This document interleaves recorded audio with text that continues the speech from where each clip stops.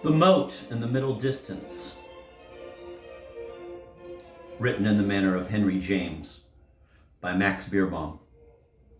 It was with the sense of a, for him, very memorable something that he peered now into the immediate future and tried, not without compunction, to take that period up where he had, prospectively, left it. But just where the deuce had he left it? The consciousness of the dubiety was, for our friend, not, this morning, quite yet clean cut enough to outline the figures on what she had called his, quote, horizon, end of quote, between which he and himself, the twilight was indeed of a quality somewhat intimidating. Between which and himself, the twilight was indeed of a quality somewhat intimidating. He had run up in the course of time against a good number of teasers, and the function of teasing them back, of, as it were, giving them every now and then what for, was in him so much a habit that he would have been at a loss had there been, on the face of it, nothing to lose. Oh, he always had offered rewards, of course, had ever so liberally pasted the windows of his soul with staring appeals, minute descriptions, promises that knew no bounds. But the actual recovery of the article, the business of drawing and crossing the check, blotched though this were with tears of joy, had blankly appeared to him rather in the light of a sacrilege, casting, he sometimes felt, a palpable chill on the fervor of the next quest. It was just this fervor that was threatened as, raising himself on his elbow, he stared at the foot of his bed. That his eyes refused to rest there for more than the fraction of an instant may be taken, was even then taken by Keith Tantalus, as a hint of his recollection that after all the phenomenon wasn't to be singular.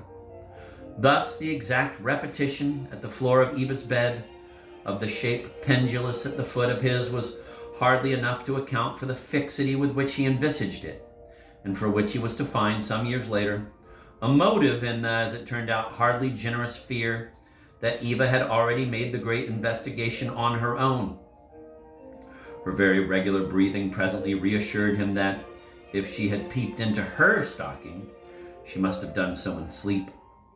Whether he should wake her now, or wait for their nurse to wake them both in due course, was a problem presently solved by a new development.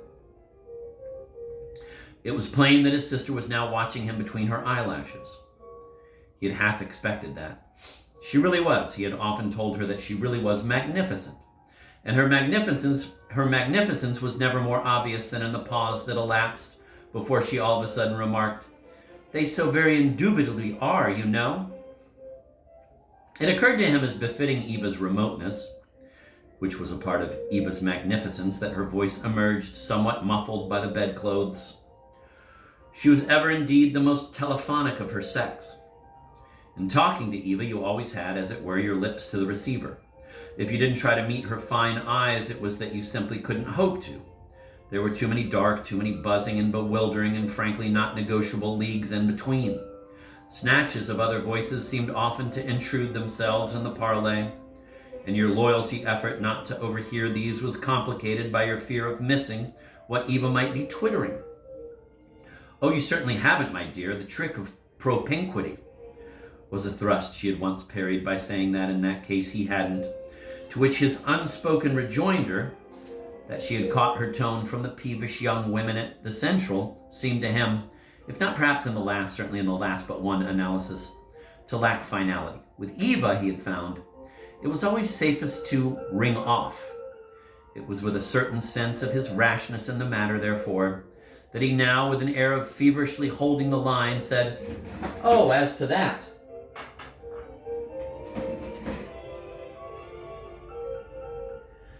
Had she, he presently asked himself, rung off? It was characteristic of our friend.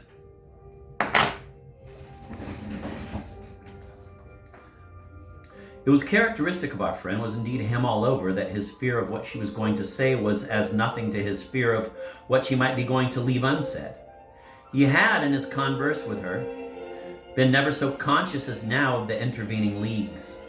They had never so insistently beaten the drum of his ear, and he caught himself in the act of awfully computing, with a certain statistical passion, the distance between Rome and Boston. He has never been able to decide which of these points he was psychically the nearer to at the moment when Eva, replying, "Well, one does anyhow leave a margin for the pretext, you know," made him for the first time in his life wonder whether she were not more magnificent than even he had even given her credit for being. Perhaps it was to test this theory, or perhaps merely to gain time, that he now raised himself to his knees and, leaning with outstretched arm towards the foot of his bed, made as though to touch the stocking which Santa Claus had overnight left dangling there. His posture, as he stared obliquely at Eva with a sort of beaming defiance, recalled to him something seen in an illustration. This reminiscence, however, if such it was, save in the scarred, the poor dear old woebegone and so very beguilingly not refractive mirror of the moment, took a peculiar twist from Eva's behavior. She had, with startling suddenness, sat bolt upright and looked to him as if she were overhearing some tragedy at the other end of the wire, where, in the nature of things, she was unable to arrest it. The gaze she fixed on her extravagant kinsman was of a kind to make him wonder how he contrived to remain, as he beautifully did, rigid. His prop was possibly the reflection that flashed on him that if she abounded in attenuations, well, hang it all, so did he. It was simply a difference of plane. Readjust the values, as painters say, and there you were. He was to feel that he was only too crudely there when, leaning further forward, he laid a chubby forefinger on the stocking, causing that receptacle to rock ponderously to and fro. This effect was more expected than the tears which started to Eva's eyes, and the intensity with which, "Don't you," she exclaimed, "see?" "The moat in the middle distance?" he asked. "Did you ever, my dear, know me to see anything else? I tell you, it blocks out everything. It's a cathedral, it's a herd of elephants, it's the whole habitable globe. Oh, it's, believe me, of an obsessiveness." But his sense of the one thing it didn't block out from his purview enabled him to launch at Eva the speculation as to just how far Santa Claus had, for the particular occasion, gone. The gauge for both of them of this seasonable distance seemed almost blatantly suspended in the silhouettes of the two stockings. Over and above the basis of presumably sweetmeats and the toes and heels, certain extrusions stood for a very plenary fulfillment of desire.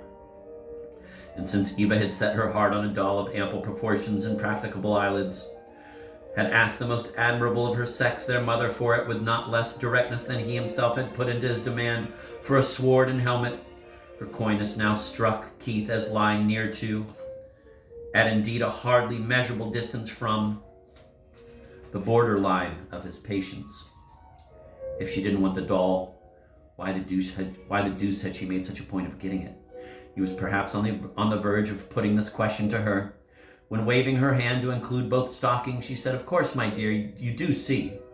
There they are, and you know I know we wouldn't, either of us, dip a finger into them," with a vibrancy of tone that seemed to bring her voice quite close to him. "One doesn't," she added, "violate the shrine, pick the pearl from the shell."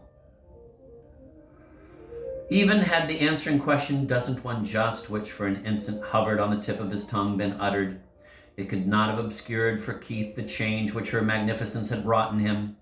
Something perhaps of the bigotry of the convert was already discernible in the way that, averting his eyes, he said, "One doesn't even peer." As to whether in the years that have elapsed since he said this, either of our friends, now adult, has in fact peered, is a question which, whenever I call at the house, I am tempted to put to one or the other of them.